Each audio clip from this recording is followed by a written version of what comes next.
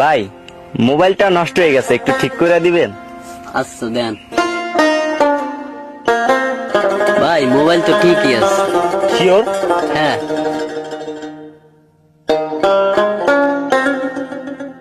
ভাই সব তো ঠিকই আছে না? তাহলে সমস্যা কি? তাহলে মা কেন কল দেয় না?